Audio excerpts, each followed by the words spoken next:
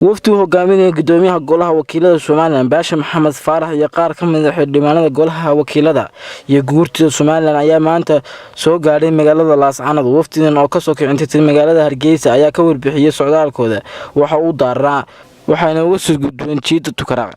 wafdidan oo noqonaysa wafdii ugu horeysay ka tirsan xukuumadda Soomaaliland oo booqday jiida hore Tukaraq iyadoo maalin laga joogo markii uu qarxay shalay dagaalkii aadka u qalaalaa ee dhexmaray Soomaaliland iyo Puntland. Soomaaliland waxa lagu yaqaan meesha ay tagaan inay dadka ka mid noqdaan oo taakuleeyaan oo siyaasadda ka horeeyaan oo ciidanku uusan wax dhibaato ah dadka ay la u tagaan waxay tagaan mooyee ay waxba yeelin aad iyo aad bay taana ugu ammaan yihiin. waxaan kaloo sheegaynaa waxa weeye ciidanka qaranka Soomaaliland wixii ka dhintay ama ka dhaawac wixii ka dhintayna Ilaahay naxariis janno ha geeyo wixii dhaawacna Ilaahay caafimaad ha siiyo. waa dagaal lagu khasbay maaha dagaal ay iyagu soo doonteen dhulkii ay ku dhaarteen aanu annaguna ku dhaaranay ayay joogaan oo weli dhul sii hadheen oo cid kastoo timaada caalamka aanu u sheegaynay ciidanku meesha ay joogaan inay joogayaan laakiin ay hore u soconayn tiiba hadda la deyn waayo la soo shaqeynaya maalintii dhaweeyda UN-ku timina waa u sheegnay inaan ciidanka Soomaaliland meesha uu degan yahay joogaya ilaa wada hadal la gelayo Soomaaliland wada hadal ay diyaar u tahay dawaa laga badbadiyo waxa la siiyay intay ku maqan yihiin dabaaldega ka gaarsiiya caruurta yareed baa ogeeyda waxay islaayeen ciidan ku dabaaldegaan ma helayaan guushu waxa weeye dabaaldegiina ciidanku waa maray oo markuu marayay ciidanka iyo gobolada oo dhan geestiisa wasiirka wasaaradda gaashaandhigga waxa uu xusay in Soomaaliland ay baaqiyo nabadeed oo hore ay ka soo saartay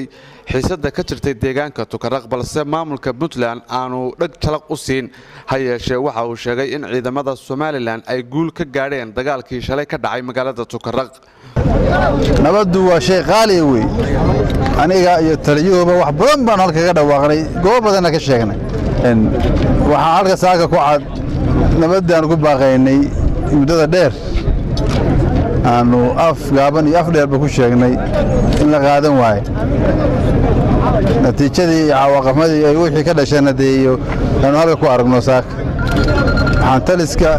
iyo saraakiisha iyo ciidamada dhammaan uga hambalyeynaya guusha ay gaadheen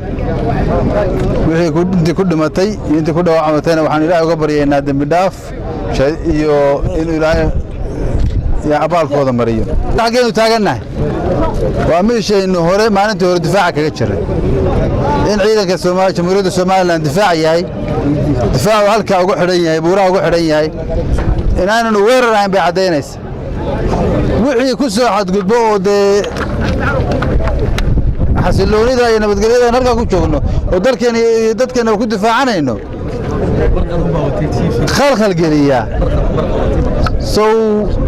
inaynu iska difaacna ma soo wax shara ku dhacay wax ka darabena ku dhacaan Sooma uu hogaaminayo gudoomiye Baasha Maxamed Faarax gudoomiyaha golaha wakiilada Jamhuuriyadda Soomaaliland kuna yimi talada guud ahaan xubnaha wafdiga iyo tilmaanta madaxweynaha Jamhuuriyadda Soomaaliland Muuse Biixi wafdigani waxay u socdaan hawl gaar ah oo muddo socon doonta oo ay si gaar ah uga qaban doonaan arrimaha amniga horumarinta arrimaha bulshada iyo dhammaan waxyaalaha dareenka leh ee ka taagan gobolka waxaana ugu horeyn doonta hawsha muhiimadda koowaad ee ay gobolka ka qaban doonaan hadda waxa weeye gurmadka loo gurmanayo ciidanka qaranka si loo ilaaliyo amniga guud ee qaranka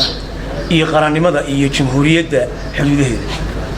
Farxaan Maxamed Aidiid, Somali Cable TV, magaalada Laascaanood.